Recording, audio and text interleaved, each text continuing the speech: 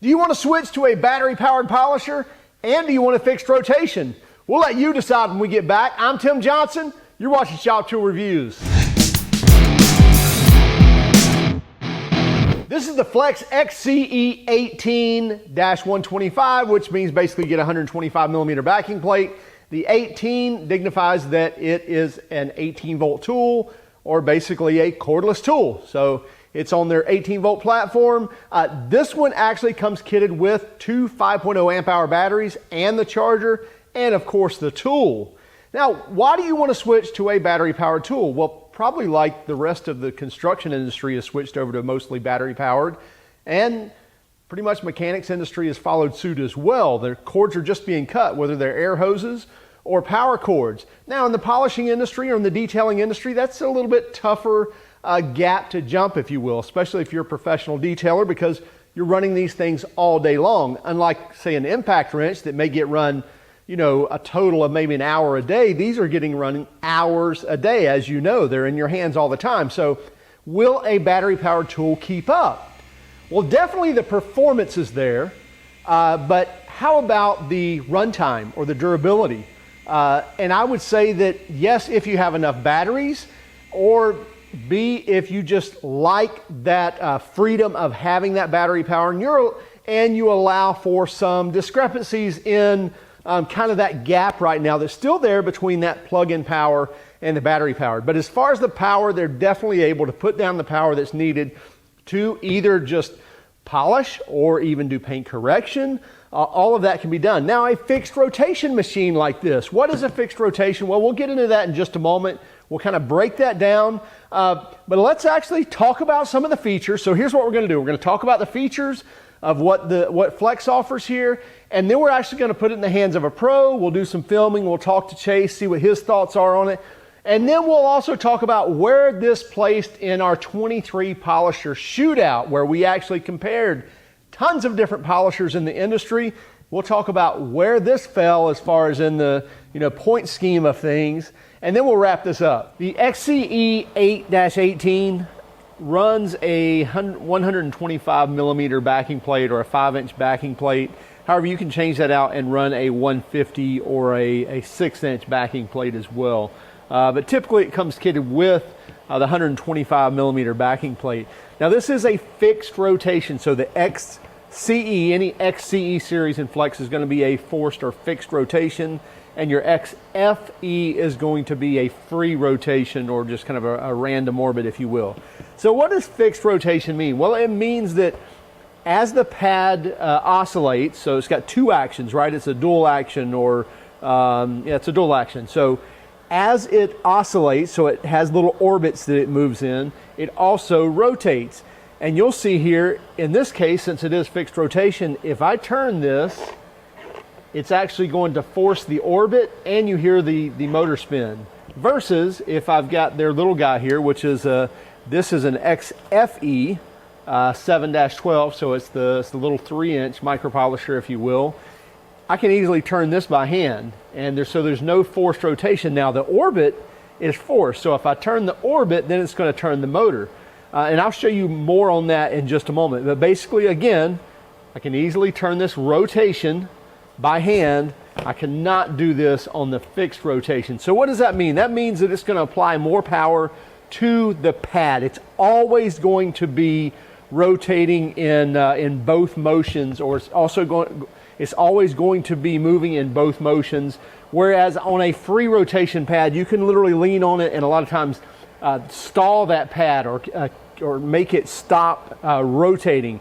Not the case on this. If the motor's turning, it's going to be oscillating as well as rotating. Now, what you get is the 18 volt system here with Flex. They have a 12 volt system as well. This is the 18 volt. Really like how they turn the turn the battery sideways here. We'll talk about that in a moment as we're using this. Easy battery gauge to see here, so you get 4 lights there to kind of tell you where the battery gauge is, or where the status is on the battery. And as far as RPMs, you get RPMs are pretty low. You see max is like 430 RPMs, so that's just your rotations.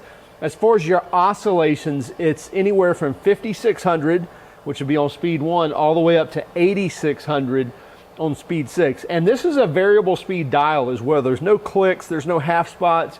You get true variable speed capabilities here because it is running their brushless system. So there's a lot of technology in here between the battery, the brushless motor, even the charger that will allow this to actually set whatever speed that you want. And again, you can set that in total and infinite variability, if you will.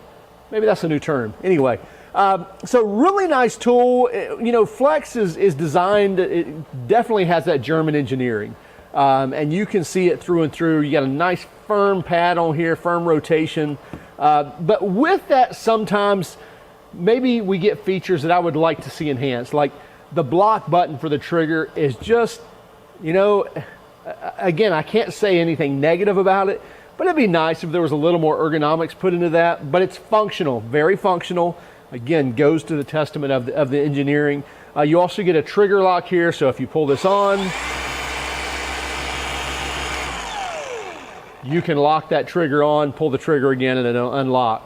And then you get some screening here, some looks like stainless screen to keep a lot of that debris that's flying, or a lot of that residual when you're polishing cars from entering in where into the cooling ports that are actually pulling into the motor. And you'll see here, here's the intake side, okay? So it's drawing air in right here at the tail end, right at the base of the battery. So you're not only cooling the tool, you're cooling the battery as well, and the connection to the battery that can build some heat. You're pulling it all the way through the body. And there you see no vents up here. So it's pulling through and around this motor, and then it's pulling in through the gearbox and then out and exhausting right above this pad here. So you're cooling this entire machine as well as blowing that across the surface that arguably cools the surface as well. But it definitely does a great job in cooling. And like I said, you really see no exhaust vents except above that pad. So 100% of that airflow is traveling all the way through the tool and out the pad. Again, testament to the engineering there. And you get some rubber overmolding here that both aid in grabbing that, as well as it provides like a foot here, a rubber foot, as you see here and here on the tool, where you can easily set that upside down there. And if you're on a car finish, then it's not going to hurt it. I'd still recommend putting a microfiber under it or something like that. Battery technology is very key in cordless tools. We review tons of cordless tools, and if you don't have the battery talking to the tool, talking to the charger as well, you really can't safely charge these batteries like they should. As well as, especially dealing with brushless technology, it's not as dumb of a motor as on your typical brushed motor, so you need that technology in there to talk to one another. The nice thing about the Flex is their mother company makes these batteries, they make the chargers, they make the tools, so they know the communication that needs to go on between these two. And by the way, if you're making that transition to battery powered tools, definitely need at least 2 batteries. I don't care what tool you're using. But you see here on the charger, that's really nice on this, number one, it'll flip back and forth from showing you how much, you know, kind of what degree of charge is left on this. So you see it's working on the 4th bar or working on being full. And then it jumps over to telling you there's 5 minutes left. So I don't know of any other charger out there that does that. There may be, but I don't think so. But that's great to know. Now you know, hey, I'm going to go grab a drink, and by the time I get back, this thing will be fully charged. And you also hear this thing running. I don't know if you hear it or not, but there's a fan running. And just like on the tool, this fan is drawing air through there to keep it cool while it's charging it. It's also sensing that as well. If it gets too hot, it'll shut down, or it'll wait a few minutes, or to just run the fan. So there's a lot of technology built in here into the battery charger. And by the way, the manual will tell you different things on how it's communicating with you to let you know if you've got an overheated battery, if you've got problems with the battery, and so forth. But let me move this out of the way. Let's weigh this thing. So one thing, let's get a measurement here from tip to tail, if you will. You're looking at right about 17 inches, and that's with the 5 amp hour battery on here. And then as far as weight goes, with the battery, let's get a reading on that as well. So with the battery, Yeah, 6 pounds, 6 ounces. So right at 6.5 pounds as far as on the cordless tool. And there's, you know, that may seem somewhat heavy, but it's really not bad. And especially when you get that weight up here, that's going to, you know, be used for what you need to do, and that's polishing. Really nice tool. Let's actually use this. We're going to put it in the hands of the pro and see what he has to say about it. See where this thing finished in our shootout as well, and then we'll wrap this up. Let's see how she does.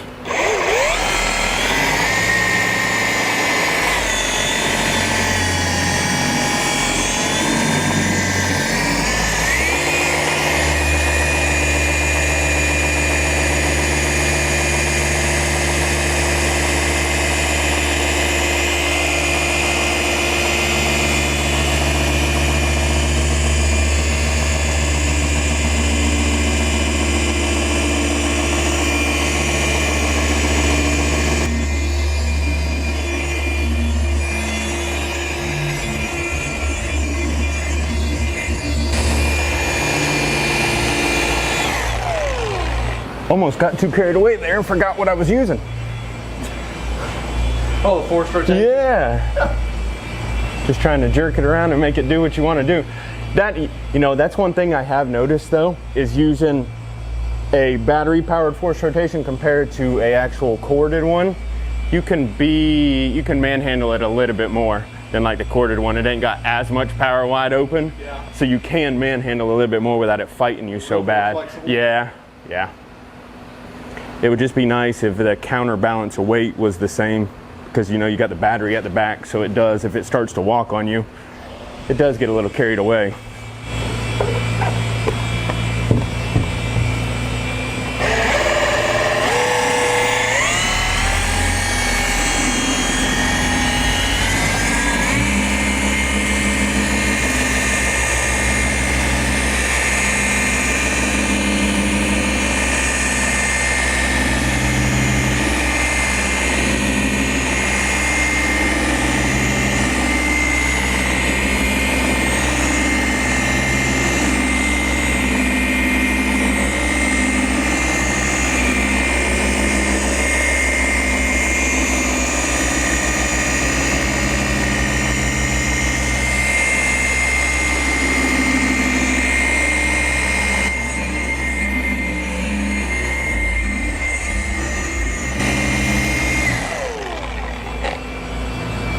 Again, on the counterbalancing of weight, it's great on big flowing panels, but like when you get in tight areas like under mirrors and stuff like that, that's when it tends to be a little bit more of a pain, because if you need to try and adjust your weight more to the front of the pad or something like that, it's a little too back heavy, and it tends to want to kind of walk around more than you really need it to. So on like a polisher, rather than having a balance tool, you'd rather have it in a forward weight tool. Exactly. That's where your work's being done. Yeah. If you're not too worried about just having comfort, it makes it nice. You can work a little bit quicker with the forced rotation, because it does correct a little bit quicker for you than just a free rotation one does. Like I said, it just then becomes a thing of whether or not you want to deal with not being able to completely manhandle it all the time. I noticed the other day, I was like, man, I feel like I had a plethora of pads, and all of a sudden, not anymore. They're winding down quickly.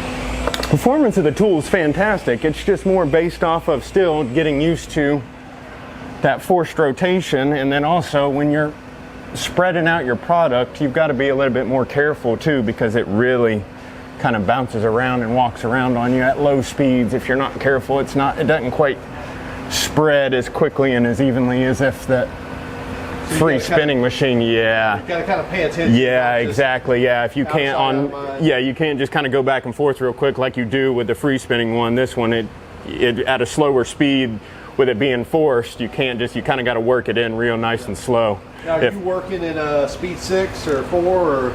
I started on 6. I'm in between like 4.5 and 5 now, just because it didn't need to cut completely all the way. And that speed dial didn't have any clicks, did it? No. It free spins pretty easy. That is one of the things too. It's almost, if you're not careful while you're working, if you barely bump it, it will turn on you pretty quick. Yeah. But you can also, you got variability of big time wherever you want. Yes. And they do, granted you can't feel the halves, but I do feel like there is a difference in like a 5, a 5.5, a 4. Yeah. There is an in-between on all of them. Yeah. Yep. No, but I do feel like using like just a quick all-in-one or like a primer polish, something like this, if you were to do, if that's all you were doing and you weren't doing heavy correction, I feel like you could probably do a whole truck with battery and a half. Yeah. And not, And that's a truck, not a car. Yeah, exactly. Yeah, if you're not worried, if you're not having to do any type of deep cutting or anything like that, and you're really just looking for a finish and a polish, yeah, it would get the job done on a battery and a half.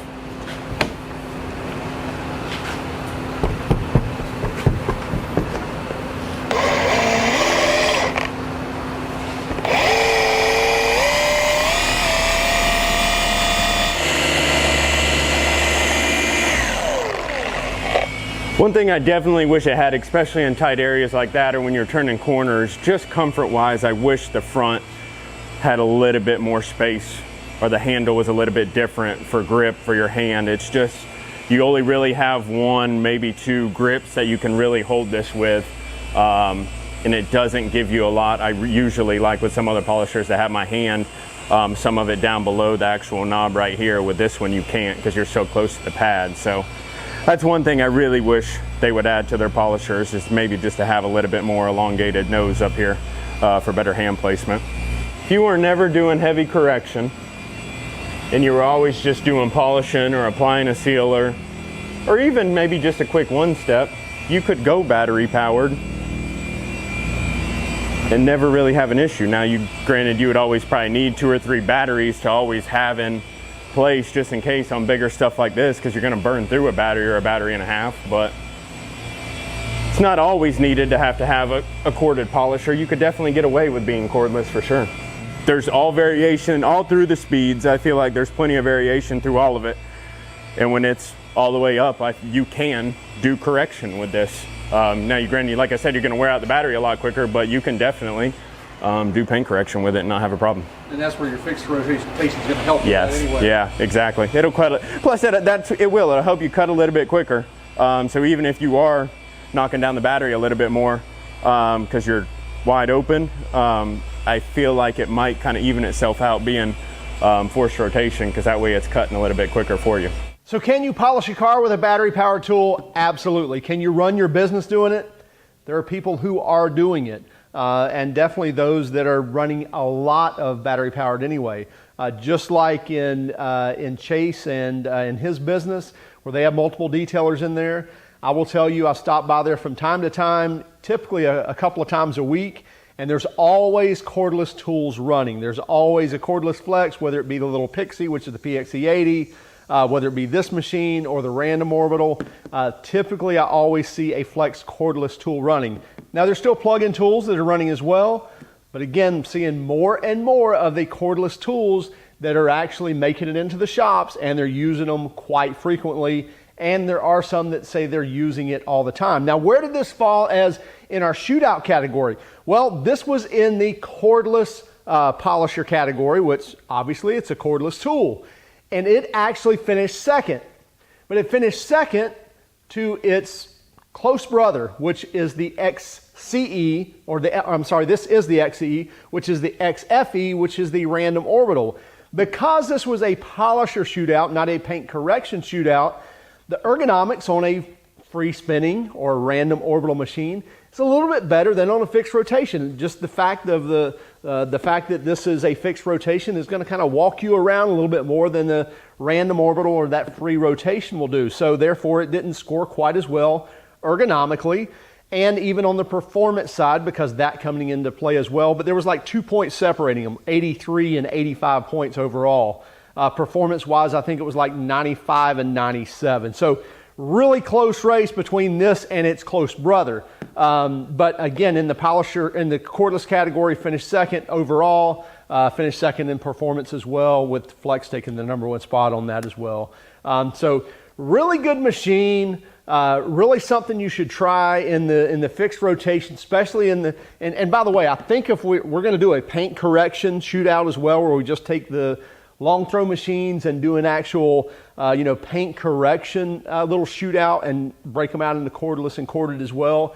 I think we'll see those roles reverse. I think that fixed rotation is going to have a better chance at doing paint correction a lot quicker than a random orbital will do. Anyway, hey, make sure you check this out again. It's the Flex XCE 818, and again, you can get it in the 125 or the 150. It's going to run you about $600. I think $579 for the kitted price, $500 for the bare tool. So it definitely makes sense to buy the kit with the 2 batteries and the charger. Also, keep track of us on Instagram, Facebook, and Twitter. Have a great day and keep smiling.